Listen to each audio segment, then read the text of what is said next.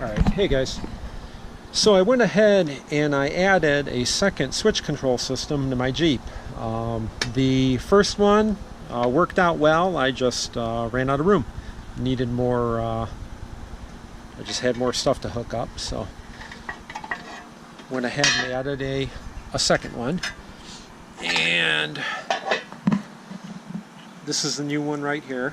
This is the original one I originally had. And what I did was I took just a straight piece of angle iron, or actually just a flat piece of iron from the hardware store, and put a twist in it in the vise.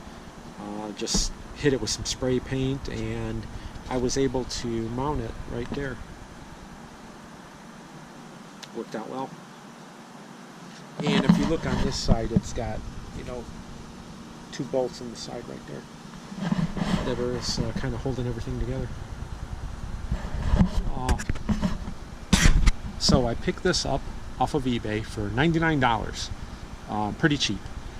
My original one, I want to say it was about $160 or $180. I've had it for a couple of years now. I don't, you know, off the top of my head, I don't remember the exact price, but I do remember it was, you know, right around $160 or $180. This is my original one, and that's the new one. And again, I just made a bracket for it, and it ended up fitting here nice. Plenty of room under the hood, so there's plenty of room under there. Space was not an issue.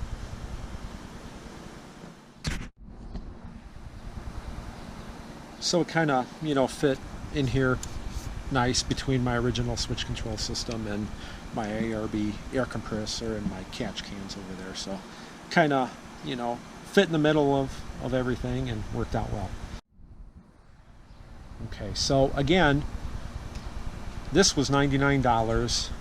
This was about $160 or $180, you know, right in that price range. What's the difference? I do not see one.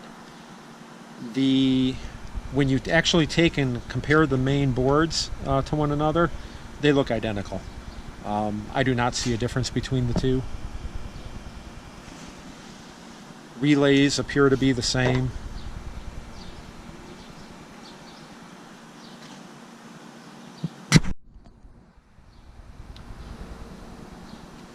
The wires going to the switches and the main, you know, negative wire and the positive wires, they all look the same. They're the same thickness. I do not see a difference, you know, between the two. So my thinking is there's probably you know, a main warehouse that produces these in bulk, you know, and I have seen some small differences, you know, between the various ones. And the biggest difference that I found is with the switches themselves. It seems like the ones that are a little bit more expensive have better switches, and the plates come off the switch, and, you know, you can swap them out for a minute, you know, when we go inside I'll show you. But, you know, the switches have the writing on them, what they're for. The $99 one just has basic switches on them. They just illuminate red, and, you know, there's no writing on there to really specifically tell you what it's for.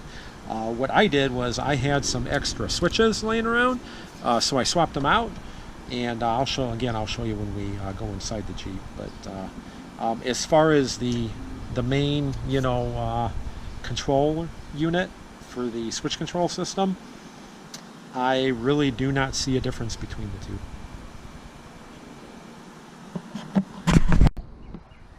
Alright, so here's another shot with both covers on, and this one I just painted blue for the heck of it. I was messing around in the garage one day and I hit it with a rattle can.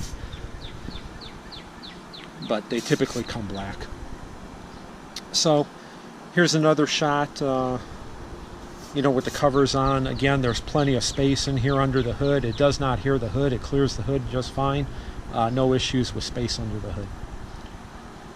So what we'll do now is we'll go inside the Jeep.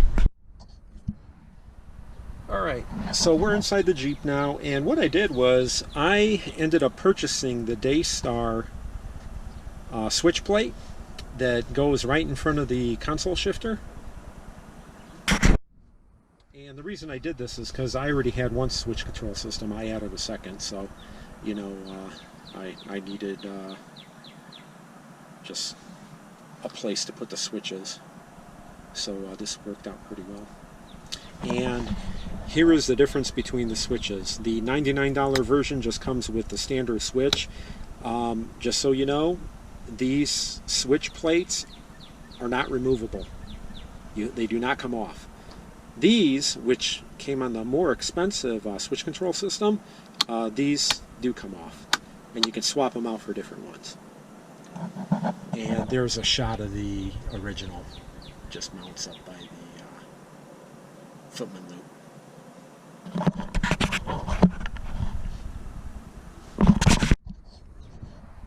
Alright, so I think that about covers it. I'm not going to get into the install too much because it's pretty straightforward. This is a very easy install and there's plenty of videos already on YouTube.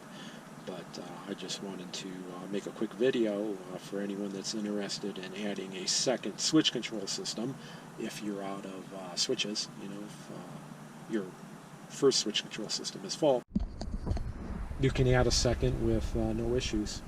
You just need, you know, a different type of mounting plate, you know, something like the Daystar. And what I'll do is I'll put a link to everything in the description. Thanks, everyone.